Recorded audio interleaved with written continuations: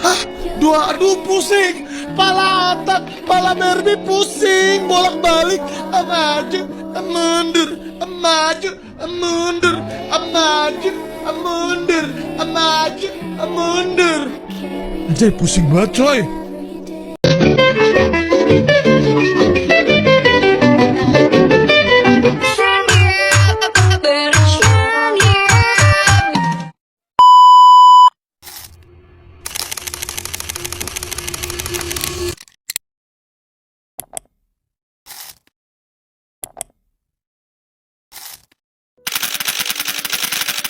AI, Artificial Intelligence. AI Kalian harus pelajarin AI dari sekarang. AI kecerdasan buatan atau Artificial Intelligence AI di masa kini kian pesat. Kini AI terus dikembangkan untuk mendukung ilmu pengetahuan dan teknologi termasuk di bidang pendidikan. Computer IBM Indonesia menyebut pentingnya peran teknologi AI dalam transformasi digital di Indonesia. Secara tegas, Presiden Direktur IBM Indonesia Roy Kosasih mengatakan manusia tidak akan digantikan oleh AI, namun dengan syarat sumber daya manusia dilatih untuk adopsi teknologi digital. Nah, jadi di sini yang pertama saya akan menjelaskan mengenai TIK. TIK itu adalah singkatan dari Teknologi Informasi dan Komunikasi, di mana itu adalah segala bentuk teknologi yang digunakan untuk mengumpulkan, menyimpan, mengolah, menyebarkan, dan menerima informasi. Bidang ini mencakup perangkat keras, perangkat lunak, perangkat jaringan, serta proses komunikasi yang membantu manusia dalam mengakses dan mengelola informasi. Selanjutnya, kita akan membahas mengenai komponen utama TIK. Yang pertama itu perangkat keras atau hardware, merupakan alat fisik yang digunakan dalam proses pengolahan dan penyampaian informasi. Adapun contoh dari perangkat keras ini yaitu seperti yang biasa kita temui itu komputer, laptop, smartphone, tablet, printer, scanner, dan server. Nah, selanjutnya itu perangkat lunak atau software, yaitu program yang membuat perangkat keras bisa bekerja, yaitu seperti sistem operasi seperti Windows, Linux, ataupun Android. Selanjutnya itu seperti aplikasi pengolahan data seperti Excel, SPSS, dan juga aplikasi-aplikasi komunikasi seperti WhatsApp ataupun Zoom. Selanjutnya itu jaringan dan internet, yaitu sarana yang memungkinkan pertukaran data dan komunikasi jarak jauh. Contohnya itu Wi-Fi, Bluetooth, ataupun jaringan seluler.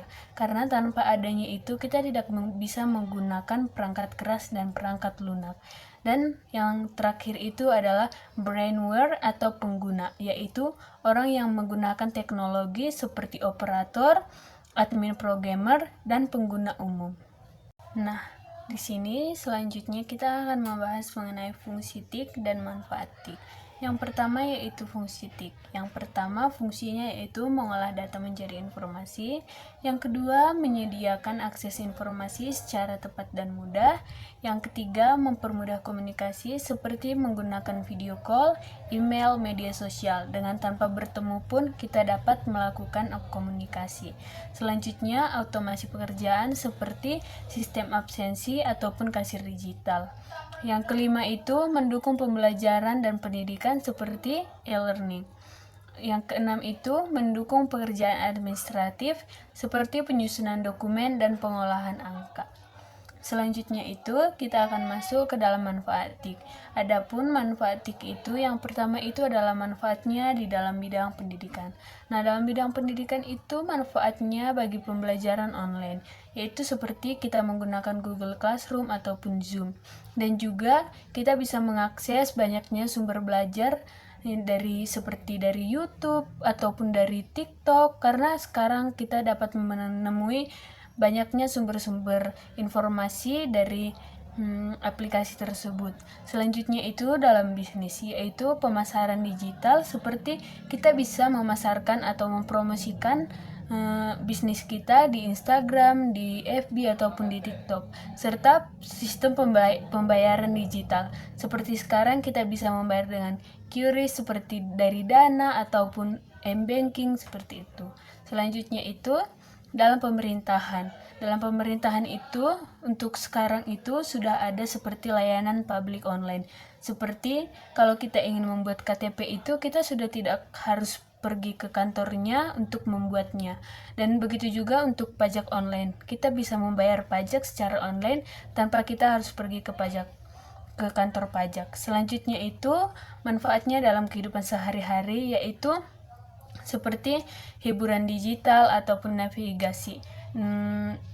Navigasi itu seperti Google Maps, yaitu yang bisa mempermudah kita mengakses lokasi atau tempat-tempat yang ingin kita kunjungi yang kita tidak mengetahui lokasi atau rutenya. Kita bisa menggunakan aplikasi tersebut.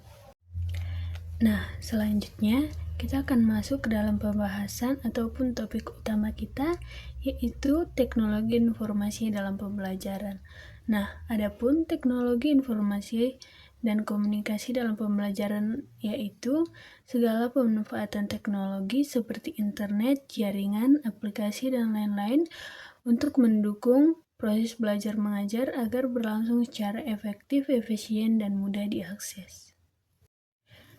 Nah, selanjutnya itu adalah peran TIK dalam pembelajaran. Yang pertama itu adalah sumber belajar yang luas, di mana siswa ataupun mahasiswa itu dapat mengakses e-book, platform seperti mencari informasi-informasi dari TikTok, dari YouTube, itu akan lebih mudah diakses dengan adanya teknologi.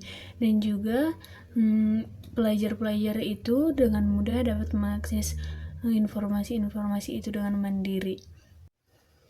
Nah, yang kedua itu yaitu media pembelajaran interaktif, yaitu seperti slide-slide presentasi, video-video animasi, video pembelajaran, ataupun game edukasi seperti kuis-kuis yang bisa kita buat di game. Nah, itu akan membuat pembelajaran lebih menarik dan pelajar-pelajar itu lebih tertarik untuk belajar ataupun untuk memahami apa yang kita sampaikan. Nah, yang ketiga itu adalah mempermudah komunikasi, di mana walaupun guru dan siswa itu tidak dapat dengan langsung bertatap muka ataupun hadir di tempat, mereka tetap dapat melakukan pembelajaran itu secara daring, yaitu dengan cara melalui WhatsApp, melalui Google Classroom, melalui email, ataupun LMS. Dengan itu, walaupun guru dan siswa tidak dapat bertemu, mereka tetap dapat melakukan pembelajaran dengan efektif dan juga mempermudah komunikasi jarak jauh. Nah, yang terakhir itu adalah pembelajaran berpusat pada peserta didik, di mana peserta didik tetap dapat mengakses informasi ataupun media-media pembelajaran secara mandiri tanpa adanya dampingan dari guru ataupun adanya pembelajaran-pembelajaran yang diberikan guru. Jadi, siswa itu tetap dapat mengakses informasi seperti mengakses dari YouTube ataupun platform-platform lain yang menyediakan berita-berita ataupun informasi-informasi terkini. Nah, selanjutnya kita masuk ke dalam penerapan teknologi informasi dan komunikasi di kelas. Nah, yang paling biasa kita sering temui itu adalah pembelajaran yang menggunakan Infocus ataupun LCD, di mana biasanya guru itu menyediakan seperti PPT ataupun video-video pembelajaran yang dapat ditampilkan agar peserta didik itu lebih fokus ataupun lebih tertarik untuk memahami pembelajaran tersebut. Juga biasa guru-guru ataupun dosen-dosen itu akan membuat kuis-kuis animasi seperti dari Kahoot ataupun Quizizz, dan juga mereka biasanya membuat video-video pendek ataupun video-video pembelajaran yang mereka ambil dari YouTube ataupun platform yang lain ataupun yang mereka buat sendiri. Jadi peserta didik itu lebih tertarik untuk memahami apa yang disampaikan oleh pendidik. Selanjutnya, adapun manfaat dari teknologi informasi dan komunikasi dalam pembelajaran, yaitu yang pertama, meningkatkan motivasi dan minat belajar. Yang kedua itu, membantu pemahaman konsep sulit lewat visualisasi, dan juga selanjutnya itu, mendorong kreativitas dan kolaborasi. Dan yang selanjutnya juga itu seperti memperluas akses pendidikan kapan saja dan di mana saja. Dan yang terakhir itu membentuk literasi digital pada peserta didik. Nah, selanjutnya kita masuk di tantangan teknologi informasi dan komunikasi di dalam pembelajaran. Nah, adapun tantangannya yaitu seperti yang sudah kita ketahui di daerah-daerah terpencil itu biasanya masih sulit listrik ataupun teknologi-teknologi seperti infokus ataupun jaringan yang sudah sulit, dan juga banyaknya siswa yang belum memiliki smartphone. Jadi, menjadi tantangan di saat guru ingin menggunakan teknologi sebagai media pembelajaran, dan sulit juga untuk siswa-siswa yang belum memiliki HP ataupun laptop, jadi mereka itu sulit untuk mendapat media pembelajaran melalui teknologi. Nah, adapun seperti yang sudah disampaikan di awal tadi, contoh pembelajaran itu salah satunya membuat PPT dari Canva. Nah, di sini kita akan belajar membuat PPT dari Canva. Di sini kita tinggal cari di template PPT tentang TIK. Nah, di sini sudah banyak pilihan-pilihannya. Kita tinggal pilih kita mau buat yang mana, karena kita sangat dengan mudah itu bisa mengakses semua yang ada di sini. Jadi kita tinggal dengan mudah mengganti materinya dengan materi yang akan kita presentasikan ataupun kita sampaikan. Nah, di sini kita bisa pilih salah satu yang akan kita buat. Nah, di sini contohnya kita akan pilih yang satu ini.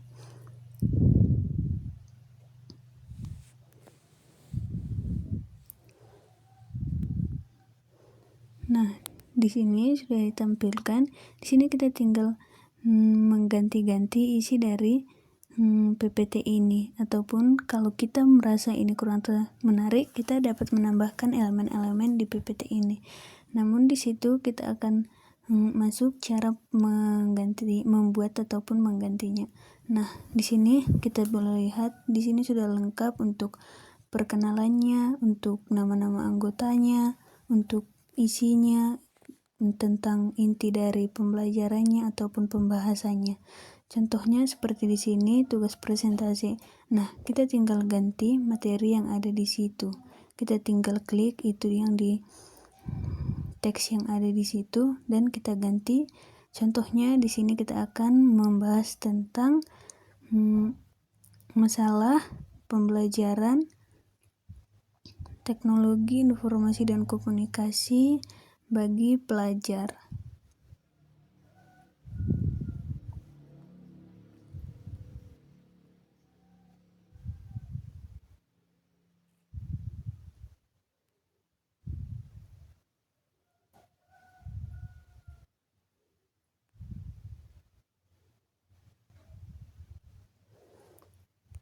Nah, seperti itu, kita tinggal klik dan kita ganti untuk teksnya. Selanjutnya itu untuk yang lain seperti slide selanjutnya kita tinggal ganti nama anggotanya, anggota 1, anggota 2, dan juga foto-fotonya kita bisa ganti dengan foto kita sendiri. Dan selanjutnya itu kita tinggal masuk ke pembahasan, kita tinggal mengganti isi dari teks tersebut. Jadi kita tinggal mengganti isi-isi dari teks-teks tersebut agar bisa kita ganti dengan materi pembahasan kita. Di sini juga jika kita ingin mengurangi ataupun menghapus slide-slide yang ada di dalam PPT tersebut, kita tinggal klik seperti contoh ini. Kita klik hapus, nah jadi dia akan otomatis terhapus, dan jika ingin kita tambah, kita tinggal klik tanda tambah tersebut. Jadi begitu dia guys, jadi dengan gampang kita dapat membuat PPT dari Canva. Jadi pembelajaran itu akan terlihat lebih menarik dan lebih enak untuk dipelajari. Hidup ini seperti koin, dua sisi atau seperti belati, tajam dan tumpul. Pada akhirnya kalian yang memilih akan ke arah mana hidup kalian. Sampai jumpa, bye-bye. Thank you, everyone. Thank you,